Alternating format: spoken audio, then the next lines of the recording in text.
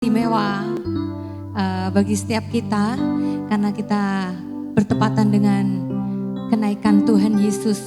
Kita mau mengingat kembali akan peristiwa yang begitu luar biasa yang membawa sukacita bagi setiap kita bahwa Tuhan kita adalah Allah yang hidup.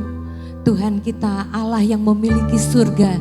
Dia datang dari surga turun ke bumi menyerahkan nyawanya, menyerahkan seluruh kemuliaannya untuk menebus kita. Dia mati, dia bangkit, dia hidup, dan dia kembali ke surga. Tapi kita percaya bahwa kita tidak dibiarkan sendiri, amin. Ada Roh Kudus yang tinggal di dalam hati kita, menyertai kita senantiasa. Mari kita datang kepada Tuhan. Kami bersyukur Tuhan, karena kami memiliki Allah yang begitu ajaib, Allah yang begitu mengasihi kami. Engkau yang tidak hanya berpangku tangan di surga, tapi Engkau sudah turun ke bumi. Engkau menyerahkan nyawamu, Engkau mati bagi kami, menggantikan kami. Dan Engkau hidup, Engkau bangkit Tuhan. Dan Engkau naik ke surga. Engkau menyediakan tempat bagi setiap kami yang percaya kepadamu. Kami bersyukur dan kami bersukacita. Kami tahu Engkau layak ditinggikan, Engkau layak dimuliakan Tuhan. Engkau menjadi raja di atas segala raja. Dan segala penguasa sudah ditaklukkan di bawah kaki-Mu Tuhan. Karena Engkau Allah yang menang dan membawa kami dalam kemenangan demi kemenangan.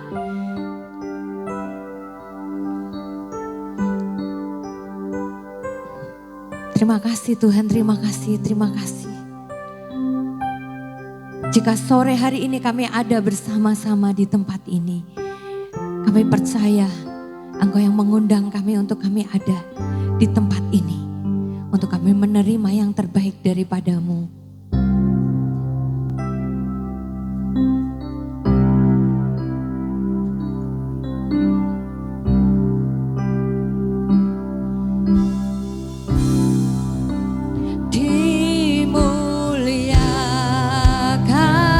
Mari semua jemaat Tuhan kita bangkit berdiri.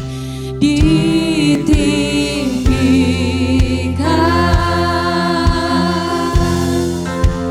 Yesus Tuhan,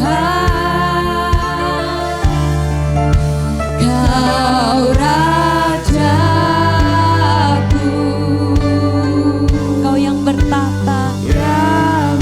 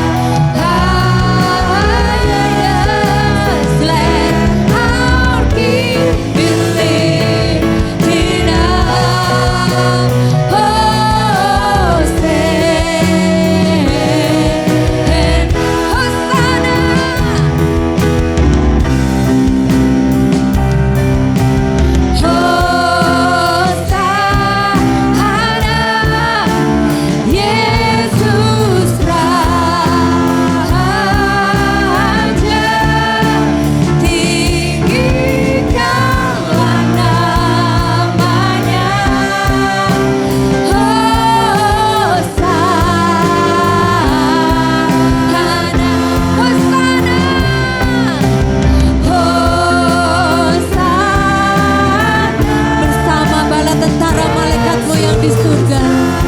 Semua makhluk memuji-muji Engkau, Raja di atas segala raja.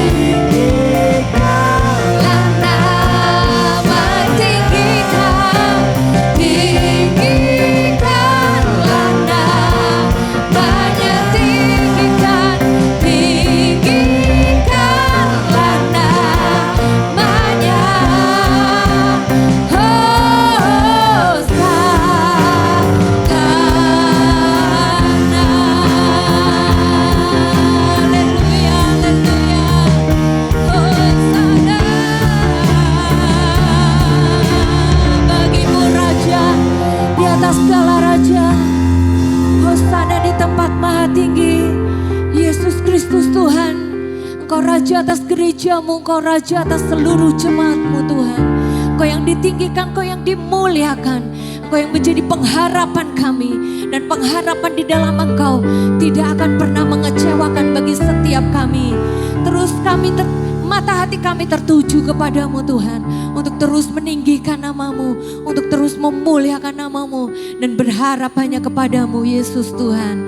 Terima kasih Tuhan, terima kasih. Bagimu segala puji, hormat, kemuliaan kekal selama-lamanya.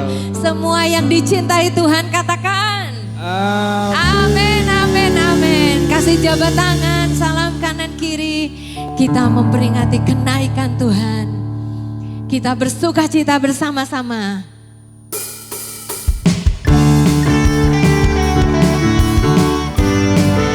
Dia hidup, dia ada, bertahta di surga dan di tengah-tengah kita semua. Dasar dari yang ku harapkan,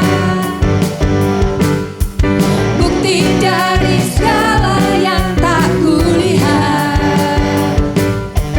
Iman berikan ku kekuatan untuk melakukan perkara yang hebat.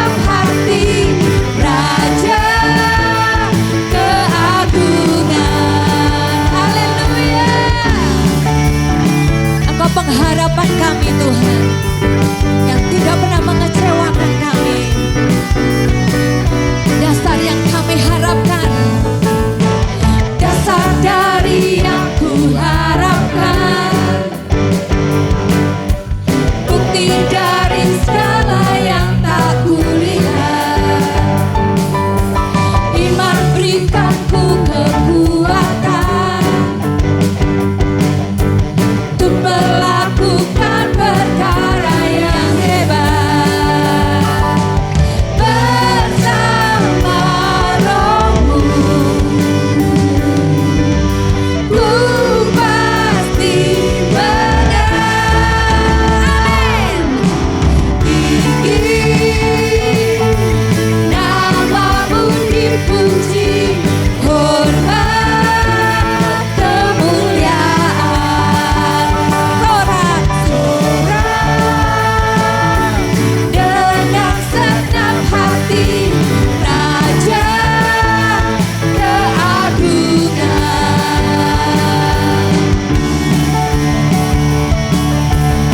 yang kita alami tidak pernah melampaui kekuatan kita. Amin. Haleluya. Kau tak biarkan pencobaan melebihi batas kekuatanku. Kau yang berikanku kemuliaan, semakin serupa dengan gambaranmu. Bersama Rohmu ku pasti menang. Amin. Tinggi namamu dipuji, hormat kemuliaan. Sorak dengan senang hati, Raja tinggi, tinggi namamu dipuji. Yesus, hormat kemuliaan. Sorak dengan senang hati, Raja keagungan. Dia Raja, Raja keagungan. Sekali lagi katakan, Raja keagungan. Sorakan haleluya. Haleluya. Dia yang memberi kemenangan bagi kita. Amin. Haleluya, haleluya. Kita mau nyanyikan bersama. Ku menang bersama Yesus. Hanya dengan Dia kita bisa menang. Ku menang bersama Yesus Tuhan. Ku menang di dalam peperangan. Ku menang atas segala setan. Haleluya, haleluya. Ku menang bersama Yesus Tuhan. Ku menang di dalam peperangan. Ku menang atas segala setan. Haleluya, haleluya. Ku menang. Angkat tangan. Haleluya, Dia bangkit.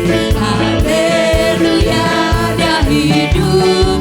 Haleluya, Dia naik. Roh Kudus.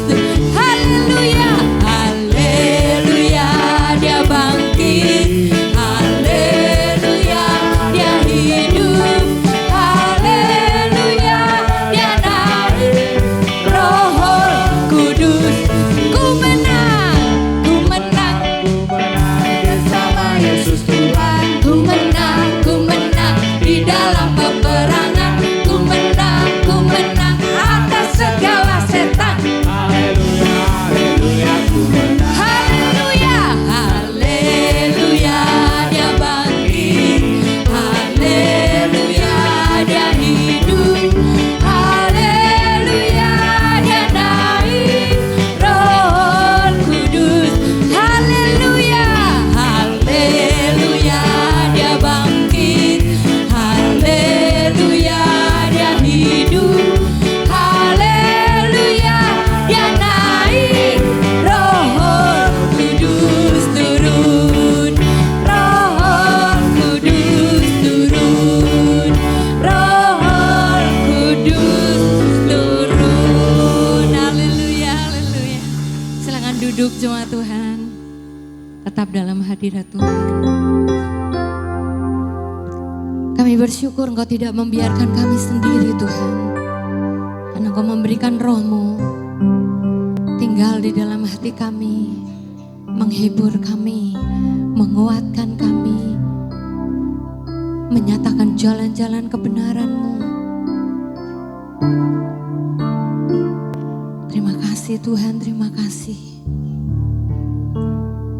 Satu pribadi yang senantiasa kami rindukan hanya Engkau Tuhan. Allah yang hidup, Allah yang mengasihi kami. Engkau kembali ke surga untuk menyediakan tempat bagi kami. Karena Engkau mengasihi kami. Kau selalu rindu bersama-sama dengan kami. Kau katakan di mana aku berada, di situ pun kau berada. Engkau yang tidak pernah menginginkan perpisahan. Engkau yang senantiasa merindukan kebersamaan, kemanunggalan kami dengan Engkau Tuhan. Dan tidak ada satu kuasa apapun yang bisa memisahkan kami dari kasih-Mu. Ini kerinduan kami Tuhan. Dan kami tahu Kau jauh lebih rindu untuk senantiasa dekat dengan kami. Apapun Kau bayar untuk Kau mendapatkan kami kembali. Apapun Kau korbankan, bahkan nyawa-Mu, supaya Kau mendapatkan kami kembali. Terima kasih. Terima kasih buat cinta kasih-Mu. Terima kasih buat pengorbanan-Mu. Biar kami tetap ada dekat dengan-Mu. Demikian Engkau merindukan kami. Kami pun dipenuhi dengan kerinduan dan kehausan dan kelaparan akan Engkau.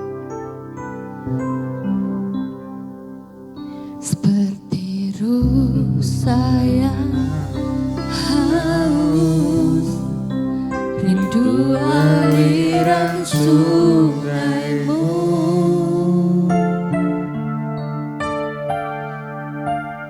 Hatiku tak tahan menunggu-Mu.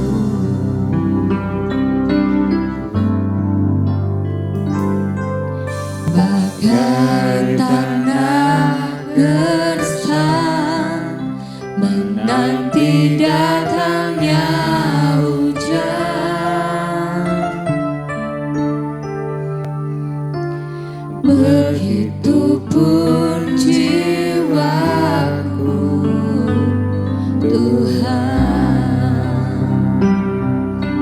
Seperti hanya Engkau pribadi yang mengenal hatiku.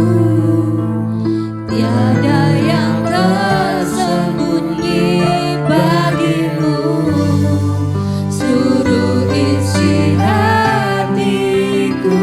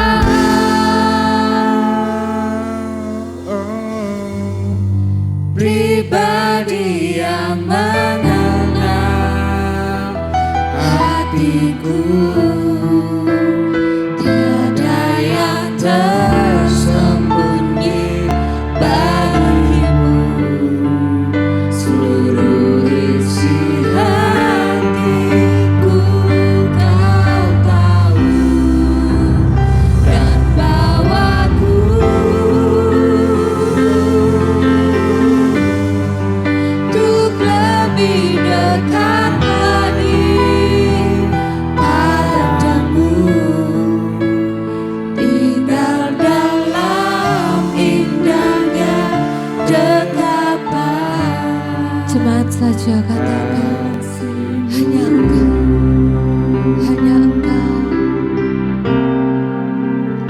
Hanya Engkau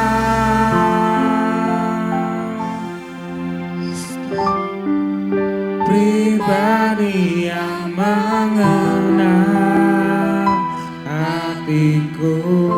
Roh Kudus, Tiada yang hidup setiap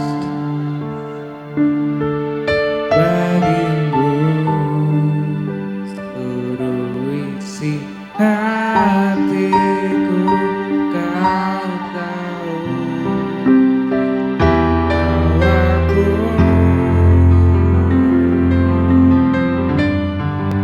Aku telah dekat lagi padamu,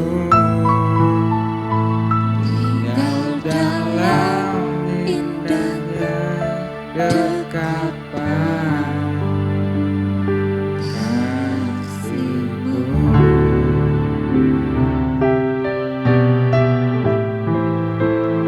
Tinggal dalam indahnya dekapan kasih-Mu.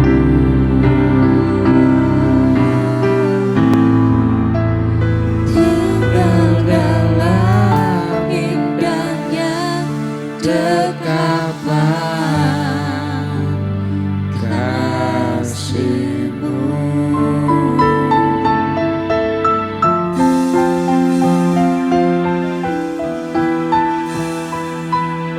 Ini kami Tuhan, Roh Kudus yang teduhkan hati kami. Roh Kudus yang memberi damai, yang melampaui segala akal. Teduhkan dan tenangkan hati kami di tengah gelombang dunia ini.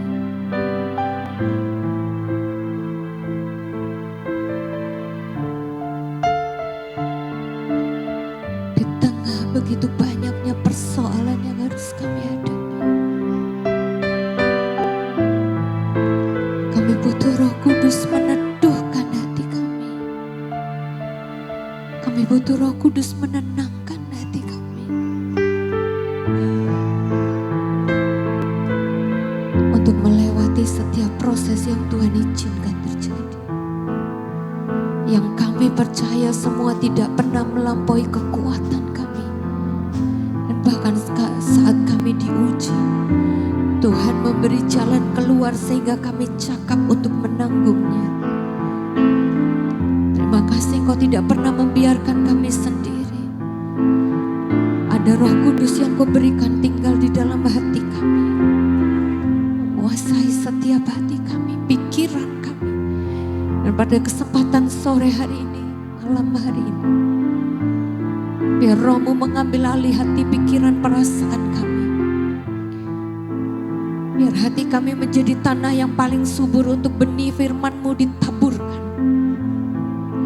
Dan kami percaya firman adalah kekuatan-Mu sendiri yang sanggup mengubahkan hidup kami, yang sanggup memulihkan hidup kami, yang sanggup memperbaharui setiap kami, menguatkan dan mengokohkan setiap kami. Terus percaya, terus berharap, dan menanti-nantikan Engkau. Terima kasih Tuhan, bukan berdasarkan kesetiaan kami, tapi karena Allah kami setia. Engkau yang menjadi jaminan bagi setiap kami. Terima kasih Tuhan. Berkati hamba-Mu Pastor Ferry yang akan menyampaikan kebenaran firman-Mu. Hikmat dari tempat maha tinggi turun atas hamba-Mu. Pewahyuan dari tempat maha tinggi yang terbaru Tuhan anugerahkan atas hamba-Mu. Dan setiap kami diberikan roh hikmat pengertian untuk kami mengerti akan seluruh kehendak Tuhan dalam hidup kami. Terima kasih Tuhan. Kami serahkan jam pemberitaan firman Tuhan hanya di dalam nama Tuhan Yesus Kristus yang siap diberkati dengan firman Tuhan, katakan bersama. Amin.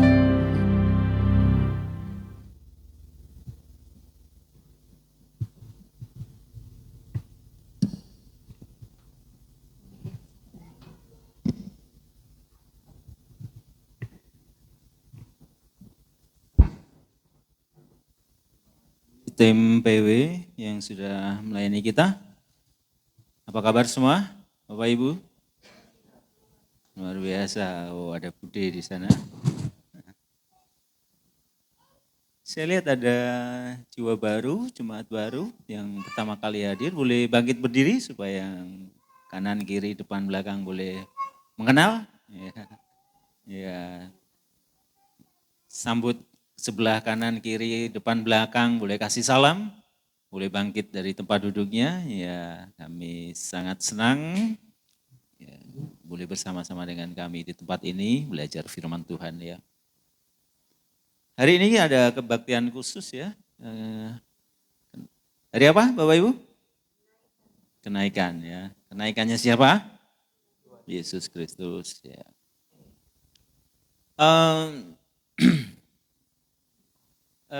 Kenaikan ini peristiwa yang unik karena disaksikan banyak orang ya, disaksikan banyak orang, dilihat oleh banyak orang ya, dan itu membuktikan bahwa itu pernah terjadi karena ada saksinya ya. Kalau nggak ada saksinya kan masih diragukan. Ini ada saksinya ya.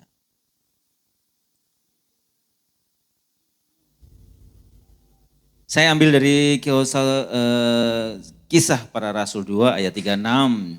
Saya bacakan untuk kita semua. Jadi seluruh kaum Israel harus tahu dengan pasti bahwa Allah telah membuat Yesus yang kamu salibkan menjadi Tuhan dan Kristus. Jadi selama ini beberapa waktu saya dulu juga mengertinya seperti itu bahwa kenaikan Yesus pulang ke surga ya, balik ke surga. Selesai sampai di situ. Kenaikan Isa Al-Masih diperingati seluruh bangsa Indonesia karena libur kan.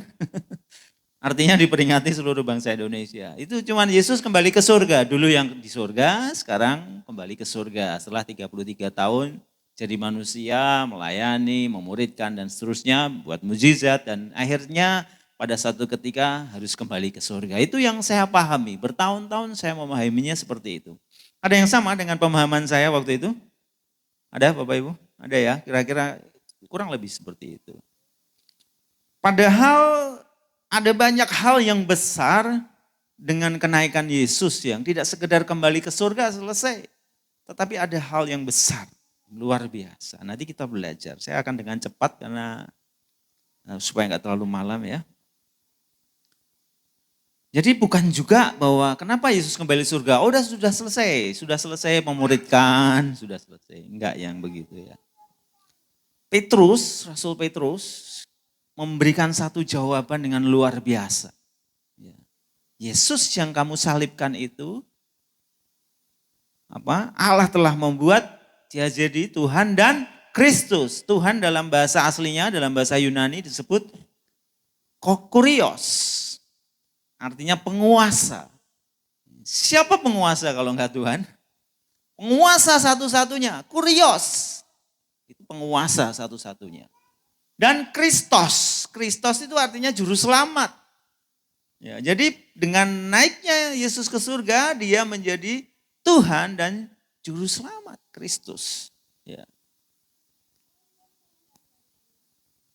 Ini ayat yang luar biasa, saya mau baca sekali lagi. Jadi seluruh kaum Israel harus tahu dengan pasti bahwa Allah telah membuat Yesus yang kamu salibkan. Ini Petrus ngomong di depan bangsa Yahudi yang menyalibkan. KKR ini Kristus ya, si Petrus ya. Yang kamu salibkan menjadi Tuhan dan Kristus. Ya.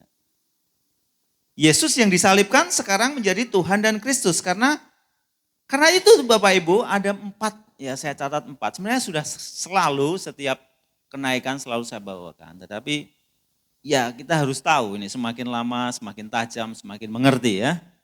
Pertama yang kita bisa tangkap dari peristiwa kenaikan Yesus bahwa yang pertama Yesus memerintah.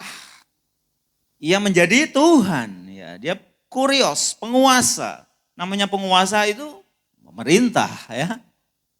Pemerintah, penguasa nggak mungkin nggak memerintah, pasti perintah karena penguasa kan, penguasa alam semesta. Kenaikan Yesus adalah sebuah deklarasi bahwa tahta surga tidak kosong, ya. Tahta surga tidak kosong, dunia mungkin kacau, ekonomi nggak jelas, masalah, silih berganti, ya. Tetapi karena ada penguasa, maka kita menjadi tenang, ya kan? Situasinya kacau, tetapi kita percaya bahwa ada penguasanya, nggak berjalan dengan sendirinya. Ya, kalau kita belajar ilmu pengetahuan alam dulu waktu sekolah, ya itu ada kakak saya, mamanya Elsa, guru ilmu pengetahuan, itu namanya ada kosmik gitu ya. Semua berjalan sendiri, semuanya berjalan sendiri, nggak ada yang tabrakan. Ya, kalau yang percaya ya, kalau saya kurang terlalu percaya. Berjalan gitu, diteropong lah apa gitu, terus dikirim pesawat apa kayak gitu.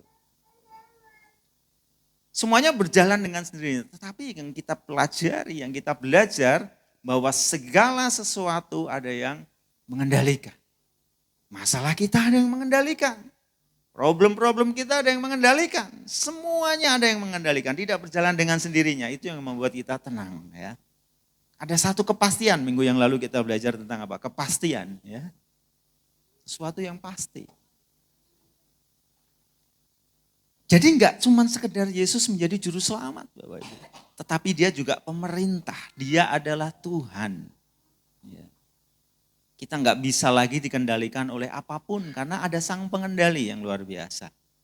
Kita kadang bisa mengalami yang namanya ketakutan, keraguan, ada yang namanya kebimbangan. Ya. Kita sudah belajar ya waktu itu antara iman dan khawatir. Itu sama, cuman arahnya yang beda ya, kita sudah belajar ya. Kalau iman, ya nggak jelas juga, tapi kita percaya bahwa Tuhan pasti tolong. Kalau khawatir, belum tentu kejadian juga, tapi kita percaya itu akan terjadi. Hal yang buruk akan terjadi. Jadi khawatir dan iman sama sebetulnya. Cuman arahnya beda. Kalau khawatir tadi arahnya ke diri kita, kalau iman arahnya ke Tuhan. Tapi kita bisa belajar di sini bahwa Yesus sang penguasa, dia Tuhan dan Kristus. Bukan sekedar juru selamat, tetapi dia juga Tuhan.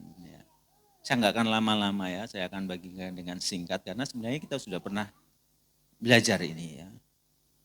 Yang kedua, bahwa dengan naiknya Yesus ke surga, dia turunkan Roh Kudusnya. Sudah dijanjikan ya, ingat ya waktu kumpul sama murid-muridnya di akhir-akhir sebelum ditangkap, Yesus ngomong kan, janjiin sesuatu ya. Yohanes 16 ayat 17. Namun benar yang kukatakan ini kepadamu adalah lebih berguna bagi kamu jika aku pergi. Sebab jikalau aku tidak pergi, penghibur itu tidak akan datang kepadamu.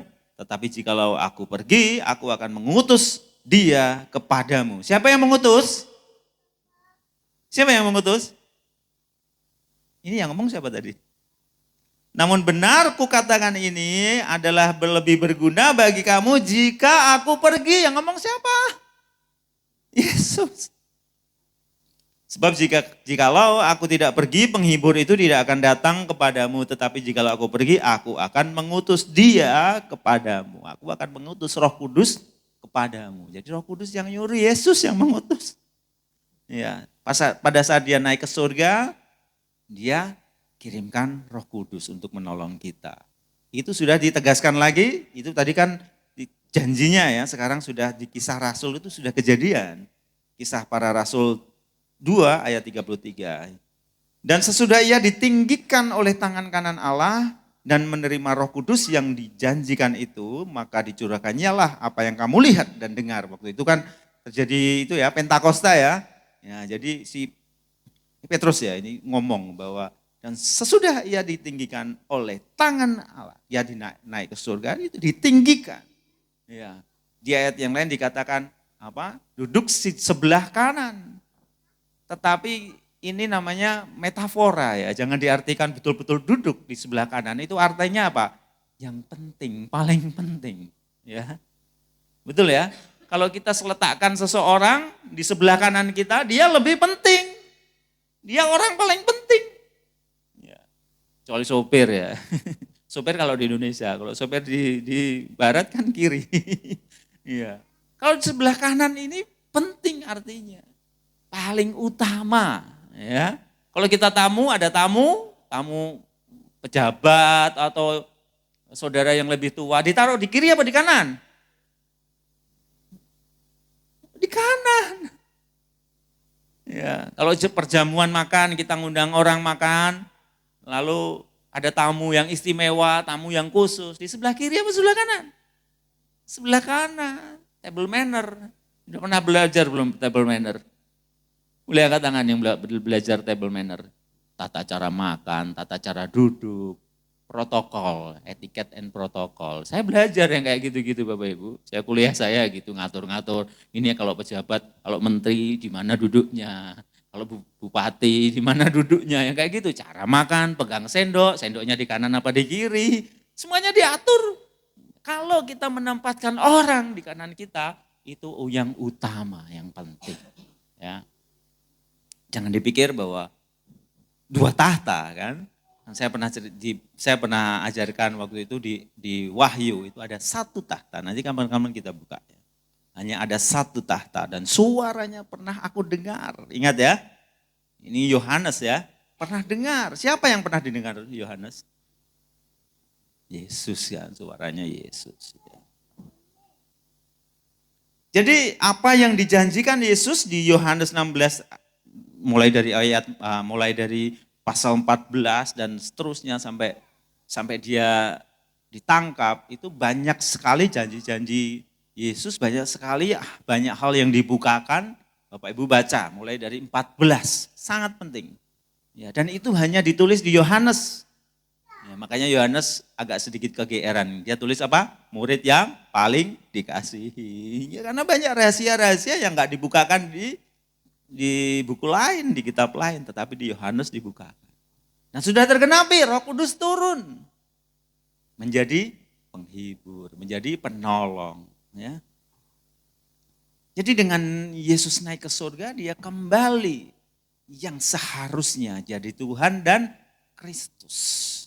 Selama di bumi dia terbatas karena dia manusia, pure 100% manusia. Dia enggak maha hadir. Ya. Dia bisa capek, dia bisa lapar, dia minta makan muridnya, tidur di perahunya murid-muridnya, itu kan capek kan. Bisa capek, bisa marah. Waktu orang berjual beli di bait Allah, bisa marah. Ya. Bisa nangis. Ya, waktu apa? Kejadiannya waktu apa? Yesus nangis. Ingat? Masih ingat? Lazarus, dikatakan maskul hatinya. Maskul hatinya. Maskul itu sesuatu yang sangat menyedihkan. Maskul. Mungkin sesenggukan mungkin ya. Saya nggak bisa bayangin maskul itu udah jarang ya kosakata maskul. Ada yang pernah pakai maskul gitu di sehari-hari? Kamu kok maskul? Kayaknya nggak pernah ya. Misalnya Mem Cum tuh suka nangis. Lalu Pastor Daud, maskul ya kamu ya, kayaknya enggak pernah. Kata yang sangat jarang dipakai. Tapi Yesus dipakai untuk kejadian Yesus. Sesuatu yang sangat sedih. Ya. Yang digambarkan situasi yang sangat menyedihkan. Yesus sedih saat Lazarus mati. Jadi karena Yesus naik, Roh Kudus turun. Seperti yang dijanjikan ya. Yesus naik, Roh Kudus turun. Dulunya murid-murid takut. Wah, Petrus nyangkal 3 kali, ya kan? Pada saat penyalipan, pada ngintip-ngintip. Ya, pasti pada ngintip-ngintip itu waktu Yesus disalib itu. Dari jauh ngintip-ngintip. Gak berani mendekat. Takut ikut-ikutan disalib kali ya. Gitu. Tapi apa? Setelah dipenuhi Roh Kudus, nanti turunnya Roh Kudus nanti kita khotbahkan ya. Jadi pemberani Petrus, khotbah di ribuan orang. Petrus. Terjadi perubahan luar biasa. Yesus gak pernah nyembuhin dengan apa? Bayangan. Petrus pakai bayangan. Ngeri ya, luar biasa ya. Ini yang membedakan bahwa kekristenan bukan hidup dengan kekuatan diri kita sendiri, tetapi ada Roh Kudus. Roh Kudus menolong kita, menguatkan, menghibur, memberikan hikmat. Kalau kita kurang hikmat, kita dikatakan harus minta hikmat. Ya. Ada kuasa, ya. Kuasa. Ada banyak teman-teman kita punya pengalaman doain orang sembuh. Ya, orang lagi sedih, kita ajak ngobrol, kita menjadi pendengar dan orang dihiburkan oleh karena Roh Kudus. Roh Kudus. Ya. Kita tidak berjuang sendiri. Orang percaya tidak pernah ditinggal sendirian. Tidak pernah ditinggal sendirian. Dalam situasi apapun ada Tuhan bersama dengan kita. Ya, kanan kiriku ada Tuhan. Ya, ingat ya lagunya? Anak sekolah minggu aja tahu. Ya. Ada Tuhan di sekeliling kita. Dia nggak pernah tinggalkan kita sendirian. Dalam situasi apapun ada Tuhan bersama kita. Lalu kenaikan Yesus, poin yang ketiga, yaitu Yesus masih bekerja untuk kita di belakang layar. Ya. Nggak nampak, nggak kelihatan, tapi Yesus tetap bekerja menjadi pengantara. Ibrani 7 ayat 25, karena itu ia sanggup juga menyelamatkan dengan sempurna semua orang yang oleh dia datang kepada Allah. Sebab ia hidup senantiasa untuk menjadi pengantara mereka. Yesus menjadi pengantara. Di terjemahan lain dikatakan apa? Pembela. Ya, di ayat yang lain dikatakan pembela. Dalam bahasa Inggris dikatakan apa? Advokat. Nah, Yesus itu advokat kita loh. Keren ya, kita punya advokat ya. Ya, sudah pernah kita belajar juga. Yesus pembela, pengantara kita. Yesus advokat. Dia yang membela kita. Di saat kita lemah, di saat kita jatuh, Yesus yang membela kita. Di saat orang sekeliling kita menuduh kita, orang di sekeliling kita menyalahkan kita, menghukum kita, tetapi Yesus menjadi pembela kita. Yesus masih bekerja. Ya. Dan dia tidak pernah meninggalkan gerejanya. Dia pergi bukan karena dia mau selesai, tetapi dia tetap bekerja di balik layar. Ya. Itu Bapak Ibu poin yang ketiga. Poin yang keempat, Yesus naik ke surga, itu membuktikan janjinya bahwa dia akan datang kembali dan pasti digenapi. Pasti digenapi. Ya. Ada pengharapan. Dengan dia naik ke surga ada pengharapan. Kalau dia nggak naik ke surga kan susah kita percaya janjinya, dia mau datang kembali menjemput kita. Kemarin kita belajar bahwa Tuhan sedang siapkan tempat. Ya, tempat untuk kita. Ya, Kisah Rasul 1 ayat 11. Yesus, ini saya singkat ya, akan datang kembali dengan cara yang sama. Nanti kita lihat, nanti kita baca. Kenaikan Yesus bukan goodbye. Kalau goodbye itu udah nggak tahu ketemu lagi apa nggak, goodbye, sayonara. Ya. Tapi Yesus naik, dia katakan see you later, karena dia mau datang lagi. Atau farewell, dia nggak katakan farewell. Kalau farewell itu mboh teko mbora, itu farewell. Kalau kita perpisahan kan farewell. Di perpisahan sekolah pernah kan ikut perpisahan. Perpisahan ya betul, perpisahan. Farewell karena nggak tahu kapan ketemu lagi kan, mencar kemana-mana. Tapi Yesus nggak farewell, Yesus nggak goodbye.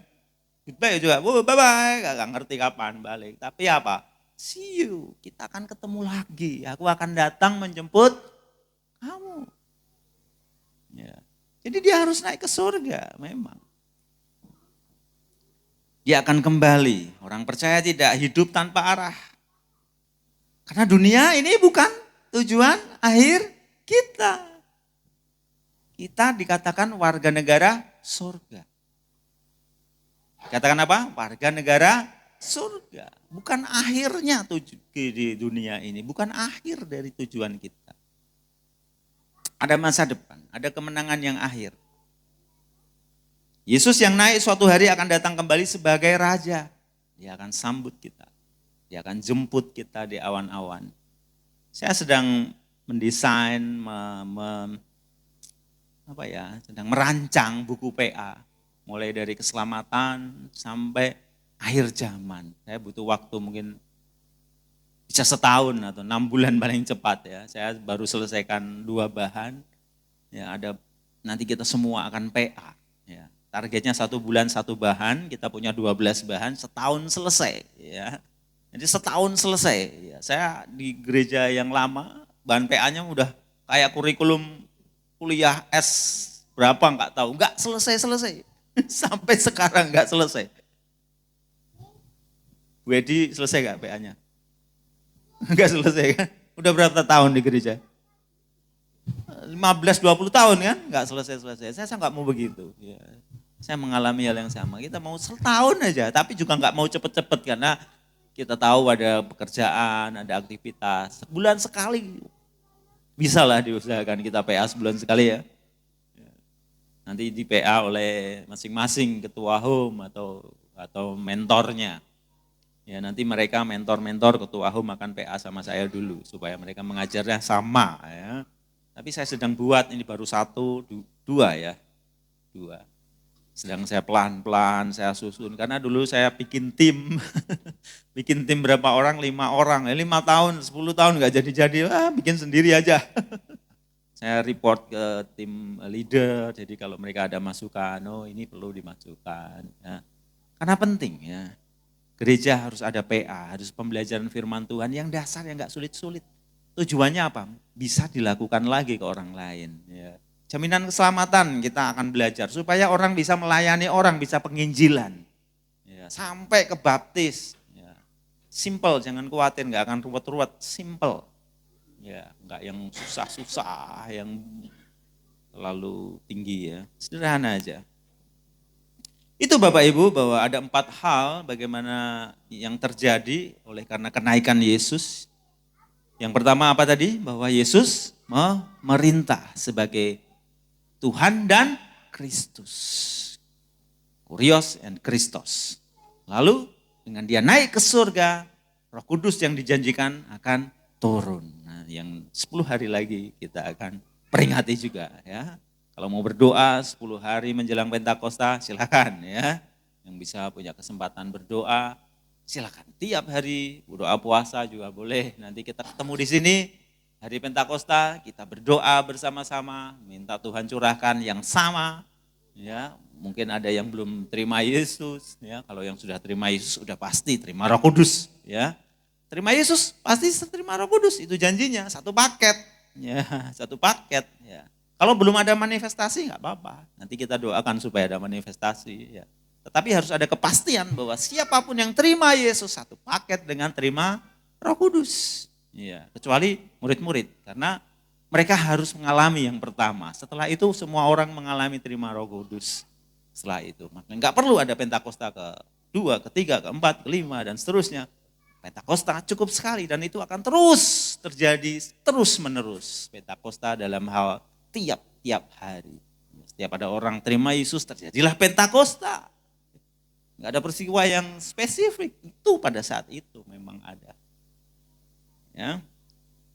Kalau ada gereja yang membuat acara Pentakosta kesekian ya enggak apa-apa, terserah mau yang ke-5, ke-4 dan seterusnya. Silakan saja.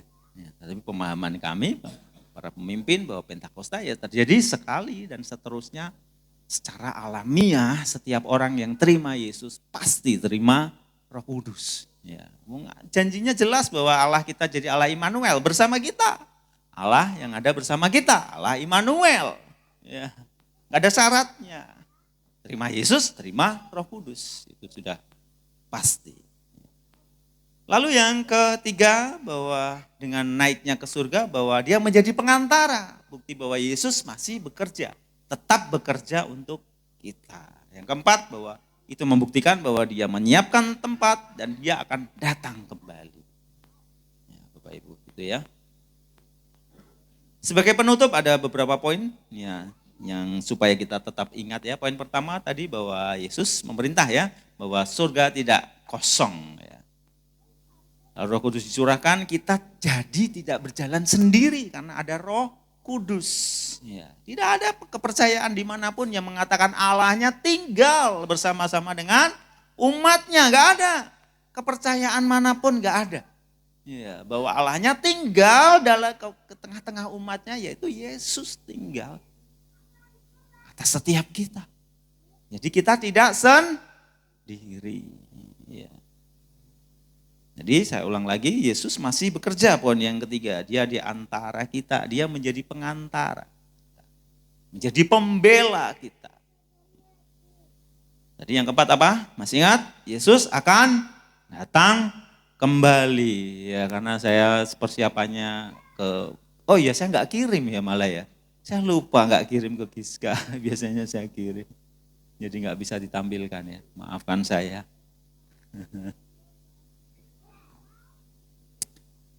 Sebagai kesimpulan Bapak Ibu bahwa kenaikan Yesus bukan kita kehilangan Yesus. Yesus naik, hilang. Ya, kayak layangan naik terus putus, hilang. Ya, kita jadi kehilangan Yesus. Enggak, Yesus naik ke surga kita bukan berarti kehilangan Yesus. Tetapi bukti bahwa Yesus sedang memerintah, Yesus sedang bekerja dan dia akan datang kembali.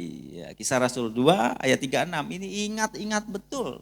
Ingat-ingat betul ini. Kisah 2 ayat 36. Tadi apa Bapak Ibu? Jadi seluruh ya sama-sama yuk kita baca yuk. Bisa ditampilkan Mas? Kisah Rasul 2 ayat 36. Supaya bisa dibaca sama-sama.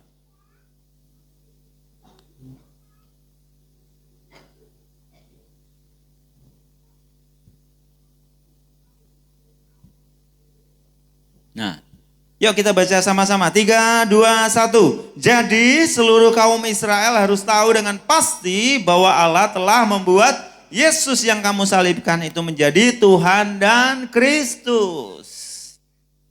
Ya. Itu Bapak Ibu, ayat yang sangat penting menjadi pegangan kita. Bahwa Yesus Tuhan dan Kristus. Sekarang yang menjadi pertanyaan dalam diri kita masing-masing.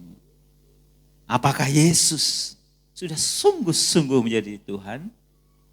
Saya undang tim musik maju ke depan. Mungkin gitaran aja nggak apa-apa.